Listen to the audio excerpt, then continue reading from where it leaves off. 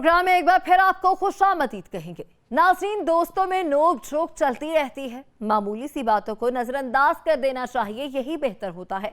हमारे यहाँ अक्सर केसेस इसी बात पर रिपोर्ट होते हैं कि मामूली सी तलकलामी पर रंजिश पाल ली गई है और फिर यही मामूली सी रंजिश कत्ल गारत तक जा पहुंचती है, अपने ही अपनों के दुश्मन हो जाते हैं। आज एक ऐसी ही कहानी सामने आई है जो रुला देने वाली है।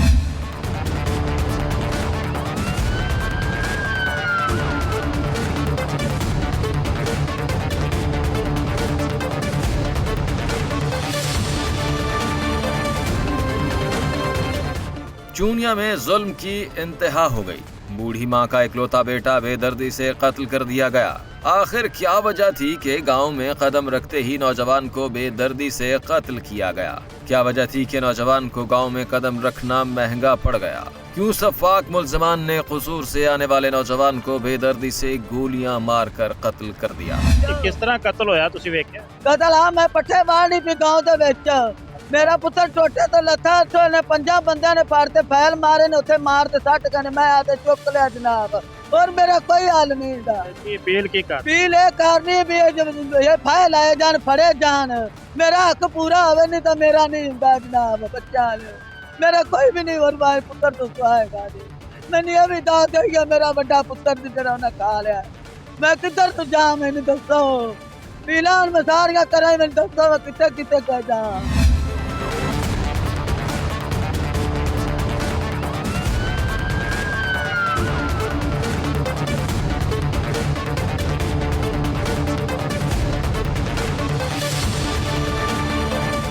निक्किया निक्किया बच्चियां दी ते वसीम ते कौडू ते जाज इन्हां बंदियां मार दिता। मैं मरे नहीं चुक्या ते कसूरों आदा पिया दी। मैं गरीबनी मेरा कोई नहीं हैगा, मेरा इतना बच्चा मैं गरीबनी दा मार दिता। जाज ते वसीम ते कौडू ने सारे जने इकट्ठे होए ने 5-6 जने। मैं मरे ने बच्चे आले ज्यादा चुके, मैं किते चुका मेरा निक्के निक्के मगर बच्चे ने। इया मेरा बच्चा दी मेरे घर दा पागी कसूरों आदा पिया दी। अगे टोटे ने ला तो ना फैल मार दिते ने 3-4।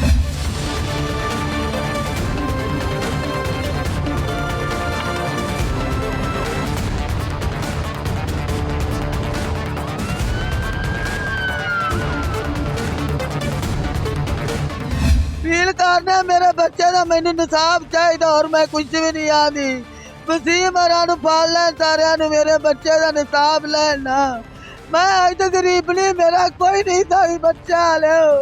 मैं किधर जा, मेरा पुत्र लौटा गया, दुश्मना खा लिया बच्चा ले।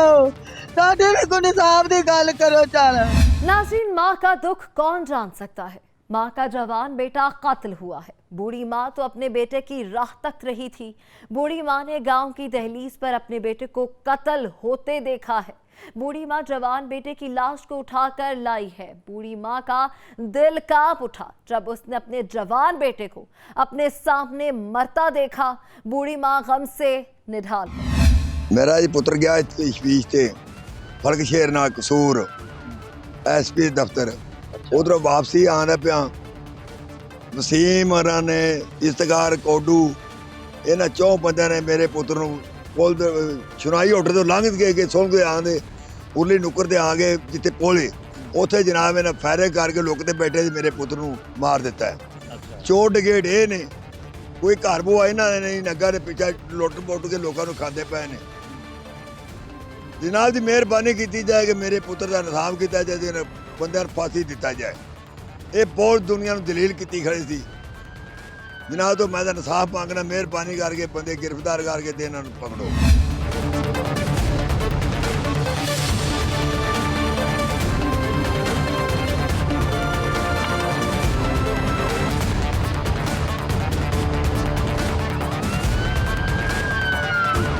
वसीम ते जाद ने सजाद नूं कत्ल क्यों किया? कतल करन दी वजह जी ये अज तो तकरीबन 1 साल पहले एक मामूली तलक कलामी हुई सी जिंदे विच मुलजमान ਜਿਹੜੇ ਨੇ ਵਸੀਮ ਵਗੈਰਾ ਉਹ ਸਜਾਦ ਦੇ ਘਰ ਆ ਕੇ ਤੇ ਮੁਸੱਲਾ ਹੋ ਕੇ ਉਹਦੀ ਵਾਲਦਾ ਤੇ ਤਸ਼ੱਦਦ ਲੱਗ ਪਿਆ ਸੀ ਕਰਨ ਤੇ ਸਜਾਦ ਦਾ ਭਾਈ ਜਿਹੜਾ ਉਹ ਫਰਿਆਦ ਉਹ ਮੁਸ਼ਤਲ ਹੋ ਕੇ ਮਾਂ ਨੂੰ ਕੁਟਿੰਦਿਆਂ ਵੇਖ ਕੇ ਉਹਨੇ ਬੰਦੂਕ ਕੱਢ ਕੇ ਤੇ ਫਾਇਰ ਲਗਾ ਕਰਨ ਇਹ ਉਹਦੇ ਗਲ ਪੈ ਗਏ ਨੇ। 3-4 ਮੁਲਜ਼ਮ ਜਿਹੜੇ ਨੇ, ਵਸੀਮ, ਇਜਾਜ਼, ਇਹਨਾਂ ਦਾ ਬਾਪ, ਉਹ ਇਹਨਾਂ ਤਿੰਨਾਂ ਚੌਂ ਦੇ ਹੱਥਾਂ ਦੇ ਵਿੱਚ ਉਹ ਬੰਦੂਕ ਚੱਲੀ ਏ।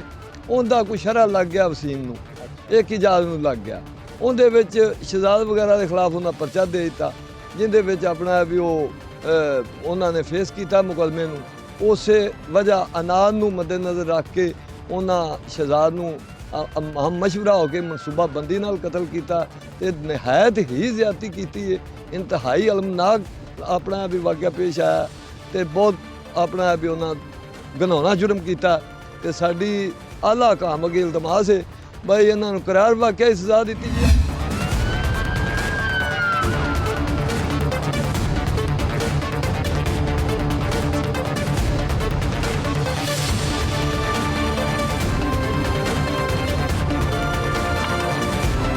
हर शख्स गरीब नौजवान के हक में गवाही दे रहा है। मकतूल की किसी के साथ दुश्मनी नहीं थी, वो तो कसूर से घर आ रहा था। आखिर माजरा था क्या? क्यों इसको बेदर्दी से कत्ल किया गया है?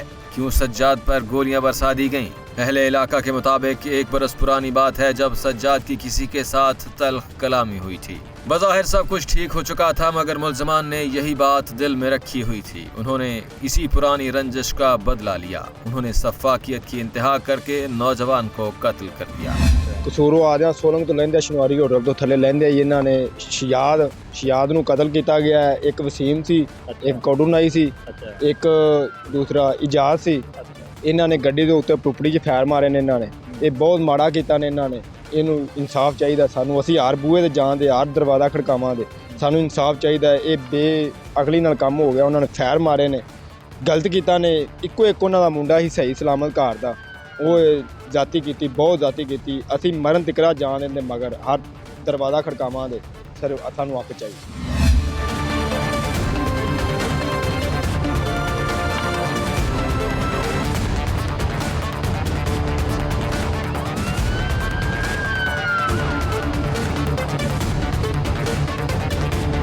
ਜਦੋਂ ਅਸੀਂ ਪੱਖੋਗੀ ਤੋਂ ਮੇਨ ਰੋਡ ਤੋਂ ਥੱਲੇ ਉਤਰੇ ਹਾਂ, 1 ਏਕੜ ਤੇ ਮੁਲਜ਼ਮਾਨ ਨੇ ਜਿਹੜੇ ਉਹ ਗਾਦ ਲਾ ਕੇ ਕਰੋਲਾ ਗੱਡੀ ਸੀ ਕਾਲੇ ਕਲਰ ਦੀ, ਉਹਦੇ ਰੋਕ ਕੇ ਖੜੇ ਸੀ।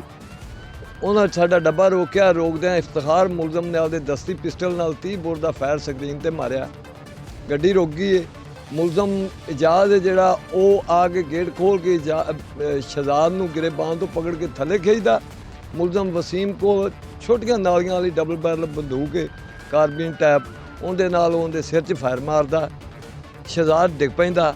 ਦੂਜਾ ਫਾਇਰ ਉਹ ਫਿਰ ਕੰਨ ਦੀ ਸਾਈਡ ਤੇ ਖੱਬੇ ਦੀ ਤੇ ਉਹਨੂੰ ਮਾਰਦਾ ਉਸੇ ਆਪਣੀ 12 ਬੋਰ ਬੰਦੂਕ ਦਾ। 2 ਫਾਇਰ ਮਾਰਨ ਤੋਂ ਬਾਅਦ ਜਿਹੜਾ ਰਿਆਜ਼ ਨਾਈ ਕੌਡੂ ਉਹ ਆਪਣਾ ਜਿਹੜਾ ਹਵਾਈ ਫਾਇਰਿੰਗ ਕਰਦਾ ਰਿਹਾ, ਰਾਸਾਂ ਕਰਦਾ ਰਿਹਾ ਲੋਕਾਂ ਨੂੰ। ਸਾਨੂੰ ਵੀ ਆਪਣਾ ਵੀ ਉਹਨੇ ਸਾਡੇ 'ਤੇ ਫਾਇਰਿੰਗ ਕੀਤੀ। ਉਹਨਾਂ ਨੂੰ ਸ਼ੋਰ ਸੁਣ ਕੇ 1 ਏਕੜ ਤੇ ਜਿਹੜਾ ਮਕਤੂਲ ਹੈ ਉਹਦੀ ਵਾਲਦਾ ਚਾਰਾ ਕੱਢਦੀ ਸੀ ਪਈ, ਉਹ ਦੌੜ ਕੇ ਫਾਇਰ ਪਹਿਲਾਂ ਸੁਣ ਕੇ ਆ ਗਈ। ਤੇ ਬਾਕੀ ਅਸੀਂ ਜਿਹੜੇ ਗਵਾਹ ਦੂਸਰਾ ਸਲਾਮਤ ਸੀ ਉਹ ਵੀ ਮੌਕੇ 'ਤੇ ਮੌਜੂਦ ਸੀ ਗੱਡੀ 'ਚ। ਅਸੀਂ ਵਕੂਆ ਆਪਦੀਆਂ ਅੱਖਾਂ ਨਾਲ ਵੇਖਿਆ।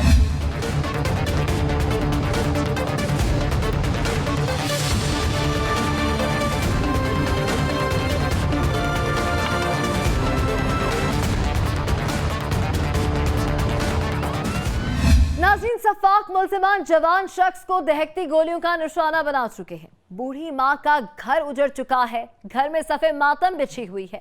गांव का हर एक शख्स गमजदा है। हर कोई मकतूल की शराफत की गवाही दे रहा है।